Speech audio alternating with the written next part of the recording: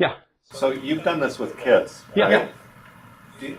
I'm just wondering, what grade? Like, what's the lowest grade? They have to know about positive and negative numbers, and they have to know about positive and negative fractions.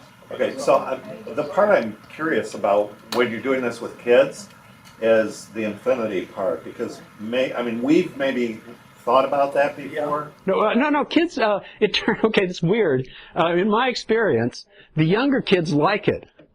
Because they like it is an interesting idea that if you have an infinite number of things and you add one, it doesn't change it. It's still the same size, right? So they like that. And then if you do it with sort of bright high school kids who have learned their stuff, they just violently reject the idea of sticking an infinity. You can't do that. It's undefined. And then I say, look, I'm defining it. No, you can't do that. It's weird. It's weird. I mean, I swear I have had, you get the advanced placement kids who are taking calculus, and they just lock up when I try and stick an infinity in. This is sort of an aside, but there are lots of mathematical situations where it's really valuable to stuff an infinity, or maybe lots of different kinds of infinities, into a set of numbers, because now, once I do this, I don't have all of my arithmetic rules anymore, right? But here I don't need them. All I need to do is be able to add one, and I need to be able to invert. And I can define what I mean by turning a zero, by inverting a zero or inverting an infinity. So that's it. If I insisted on having all of arithmetic work, I'm out of luck. But I don't need that. And you think about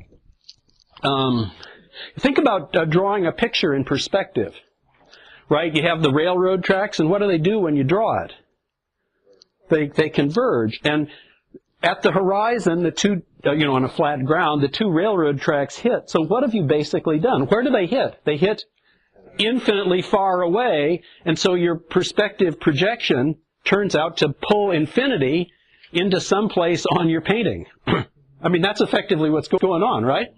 And so if you're doing perspective, you have to be able to deal with these sort of points at infinity. Also, in art classes, you remember this, I want to draw a cube in perspective, you have vanishing points, right? These are the places where things are infinitely far away. So I wanted to draw a cube, so I just draw a straight line, so my, you can see why I failed art class here.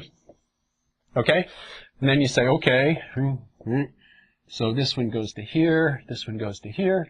There's my cube, right? This is, ignore all of this stuff, and I've now drawn a cube that's in perspective.